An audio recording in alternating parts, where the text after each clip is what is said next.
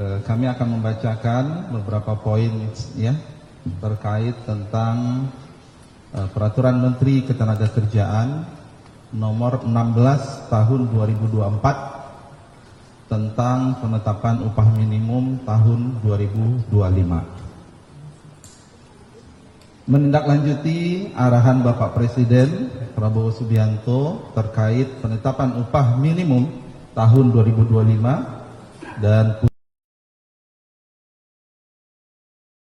8 garis miring PUU garis miring 21 2023 pada hari ini 4 Desember 2024 telah terbit dan diundangkan Peraturan Menteri Ketenagakerjaan nomor 16 tahun 2024 tentang penetapan upah minimum tahun 2025.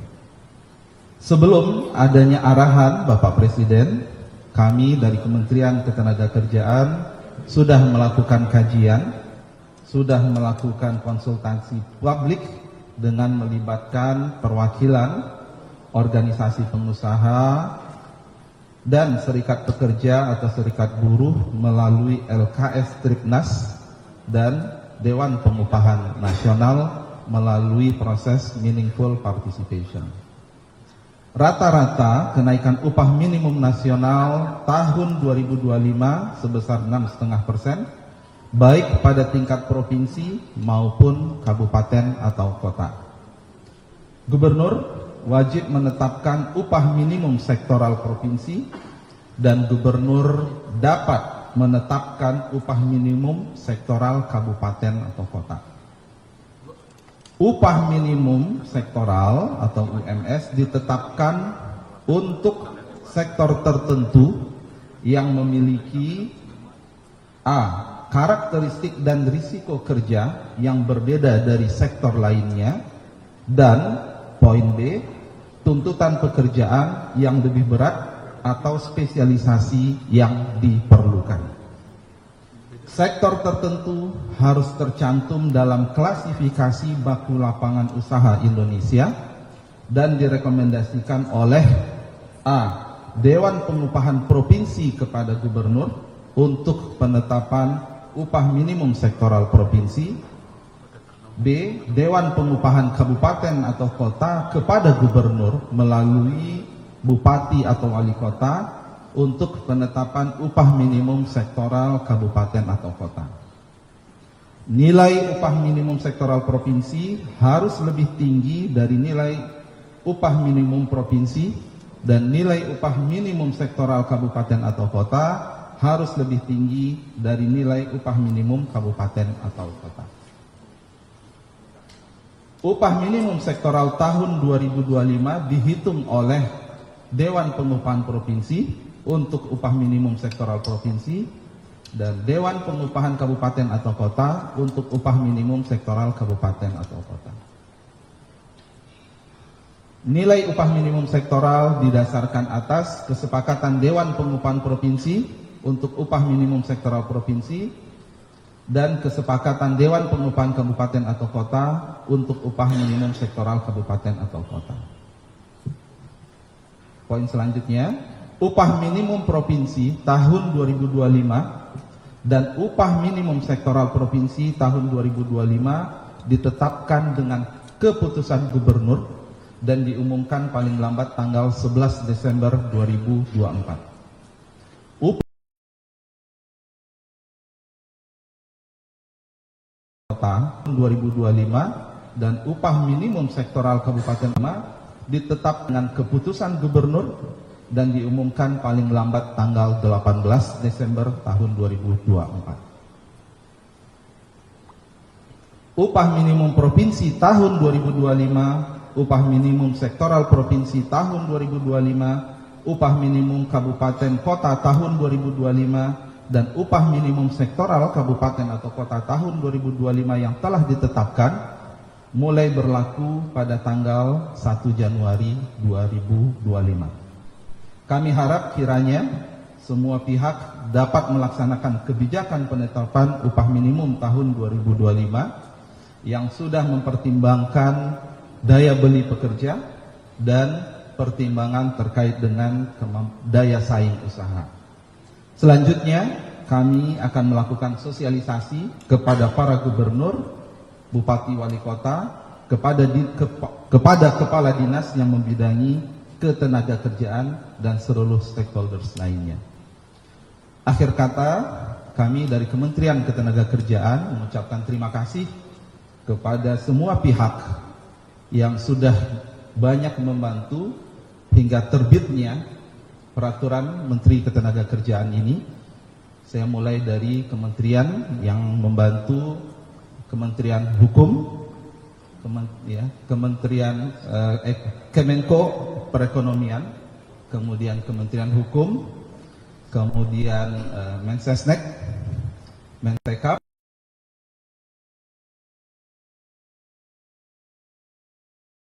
ada harmonisasi, ada BPS juga yang membantu, kemudian tentu teman-teman dari LKS Tripartit dan Dewan Pengupahan Nasional.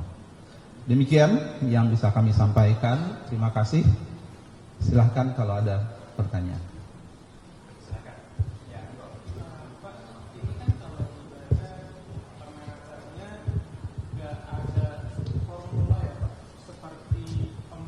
Peraturan tentang upah minimum lainnya. Kalau boleh tahu, angka 6,5% itu cara ngitungnya dulu dapat dari mana ya Pak? Soalnya saya konfirmasi ke pengusaha juga, mereka mempertanyakan itu 6,5% itu dapat dari mana. Itu yang pertama Pak. Terus yang kedua, untuk tadi kan salah satu pertimbangannya untuk meningkatkan daya beli dan daya saing usaha Dan itu, memperhatikan daya saing usaha. Itu idealnya dari pemerintah pasti sudah mensimulasikan kalau 6,5% ini daya saing usaha itu akan seperti apa di tahun ini. Boleh bagi nggak Pak itu hasil simulasinya kayak gimana? Itu dulu, makasih Pak. Baik, terima kasih ya. Yang pertama, sekali lagi yang harus kita perhatikan bahwa peraturan ini hanya berlaku untuk tahun 2025. Ya, jadi ini adalah respons kita ketika sudah ada keputusan MK, kemudian kami melakukan kajian. Ya, kita ada beberapa kajian dengan yang pertama terkait dengan kita membaca ya, pertumbuhan ekonomi, ya, inflasi, kita melihat tren kenaikan upah dalam 3-4 tahun terakhir. Ya, dan sebenarnya kajian itu sudah kita sampaikan juga sebenarnya kepada teman-teman dari pengusaha. Ya, atas dasar itulah kemudian kita usulkan ke Pak Presiden, dan kemudian Pak Presiden mengambil kebijakan untuk meningkatkan daya beli sehingga akhirnya itu menjadi 6,5%. Ya, kemudian tadi apa yang kedua? Iya itu tadi. Jadi kita sudah sampaikan, artinya untuk tahun 2025 kita hanya ada angka 6,5%. Dan sesudah ini kami akan bekerja keras untuk merumuskan kembali bersama dengan teman-teman pengusaha dan serikat pekerja bagaimana kita bisa memiliki rumus yang bersifat lebih long term gitu ya. Dan ini tentu membutuhkan waktu ya. Kita harus duduk bersama. Kemudian banyak ya variabel-variabel dan sejauh mana variabel itu signifikan dan seterusnya, dan itu semua butuh waktu nanti. Ya.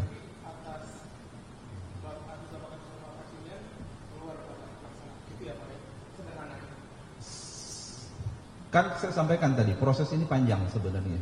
Jadi dari poin tadi ya, sebelum kita bertemu Pak Presiden kan artinya beliau kan ingin mendengar kajian dari kami, dan kita sudah lakukan itu panjang. Jadi ada kajian terkait tentang ekonominya, ada kajian kita memaknai MK itu secara hukum seperti apa, sehingga itu yang kita sampaikan kepada ya.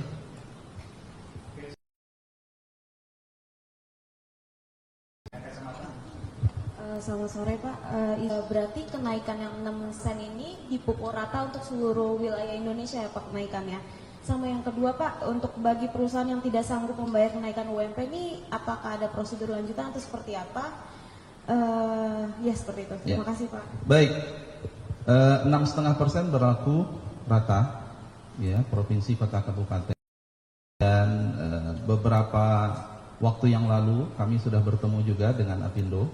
Sekali lagi saya sampaikan, kami sangat paham bahwa ada perusahaan yang mungkin akan mengalami kesulitan finansial, dan kita sedang membentuk tim join bareng dan dibantu oleh Kementerian Ekonomi, ya, Menko Ekonomi, bagaimana treatment spesifik untuk industri-industri yang mungkin akan memiliki kendala nanti dalam penerapan UMP ini. Dan kita masih punya waktu karena penerapannya itu nanti kan 1 Januari 2025. Ada banyak option sebenarnya, mulai dari kita melihat dari hulu sampai ke hilir, tapi saya belum sampaikan sekarang. Tapi message-nya udah kita sampaikan kepada Apindo, dan pilihan-pilihan intervensi itu nanti kita harus matangkan lagi bersama. Dan sekali lagi saya katakan kita masih punya waktu.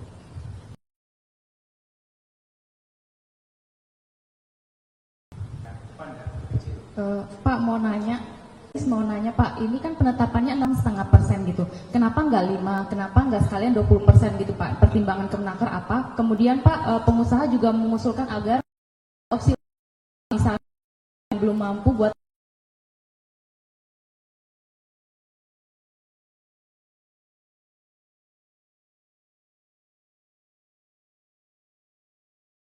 Apindo, sorry Pak, salah satu kalangan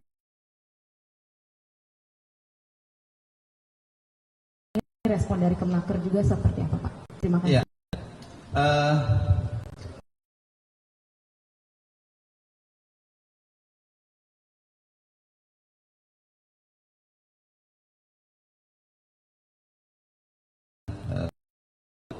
Ya, dan mereka minta penjelasan.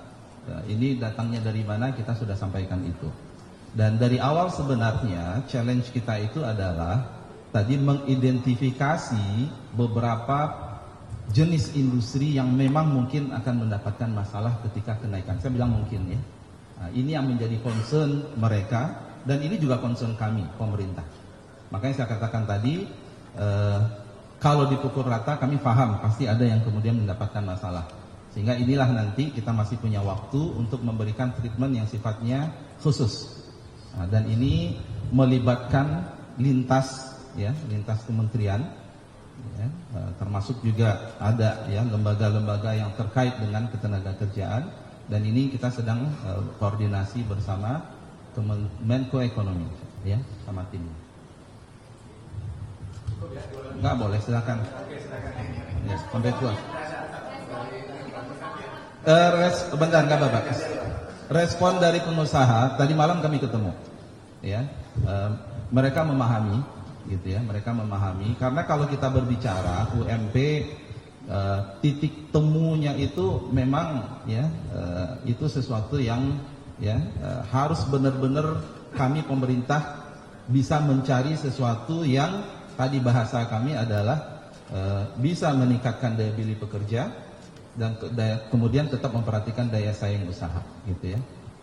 Dan itu adalah hasil terbaik trade-off yang kita usulkan. Silakan. Halo Pak, saya Nabila dari Tempo.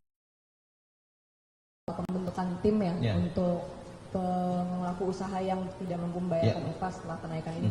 Nah itu timnya terdiri dari siapa aja Pak, dan itu kapan akan dibentuknya, sama apakah itu Satgas PHK yang diumumkan oleh Pak Menko Erlangga? Terima kasih.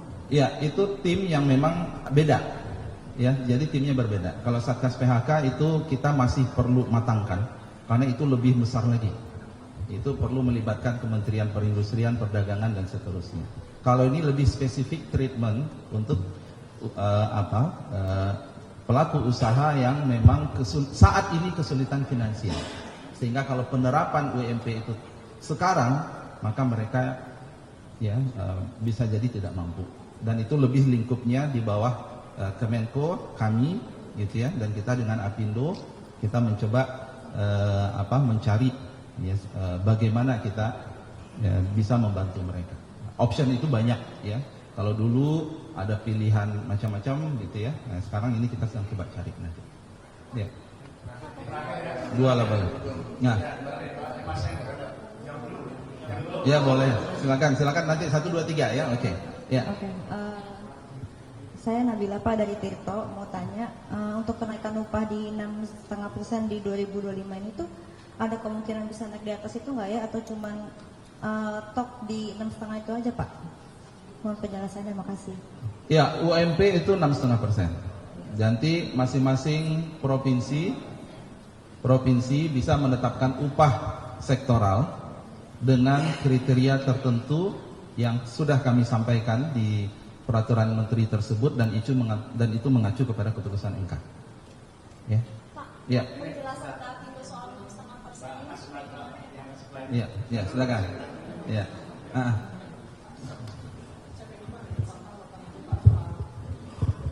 Soal ini Pak, misalkan perusahaan itu mampu tapi nggak mau menetapkan UMP 6,5%, itu apakah ada sanksi? Terus yang kedua Pak, soal tadi Bapak menyebut soal ini kan aturan untuk saat ini 2025, untuk tahun kedepannya akan dirumuskan. Apakah itu nanti bentuknya PP revisi PP 51 2023 atau bagaimana Pak? Yang rumusan untuk tahun-tahun selanjutnya? Ulang lagi yang terakhir tadi apa? Yang kan kalau yang UMP tahun ini kan Permenaker aja ya Pak ya, rumusannya. Nah tadi Bapak menyebut akan merumuskan aturan soal biar ada aturan ini biar formulasi terus menerus gitu Pak. Ini apakah revisi dari PP 51 2023 atau bagaimana Pak? Terus terus satu lagi Pak, yang ketiga, misalkan ada pengusaha ingin menggugat Permenaker ini ke MA, mungkin gimana Pak respon dari Kemenaker? Ya.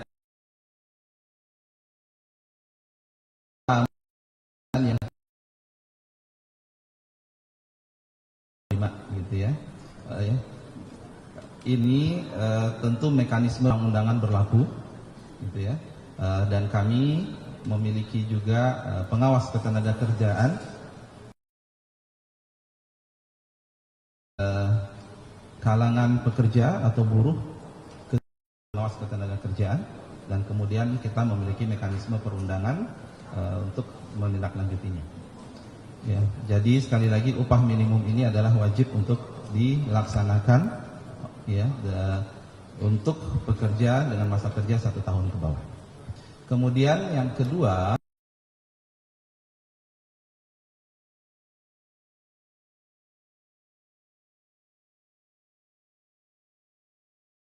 tapi kemudian bisa dalam bentuk regulasi yang lebih tinggi, ya, seperti PP dan seterusnya, ketika memang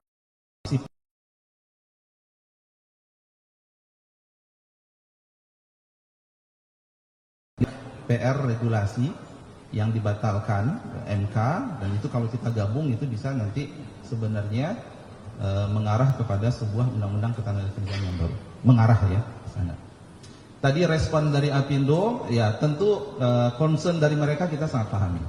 Ya, atas dasar itulah dengan sebuah semangat kita ingin mencari solusi, maka kemudian inisiatif, ayo bagaimana cara kita memproteksi, membantu pelaku usaha yang bermasalah. Jadi semangatnya adalah semangat untuk mencari solusi.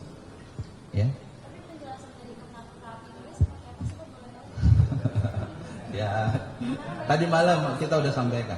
Ya, kita tunggu aja respon dari Apindo seperti apa. Tadi malam kami udah sampaikan, gitu ya. Ya. Clear? Oke.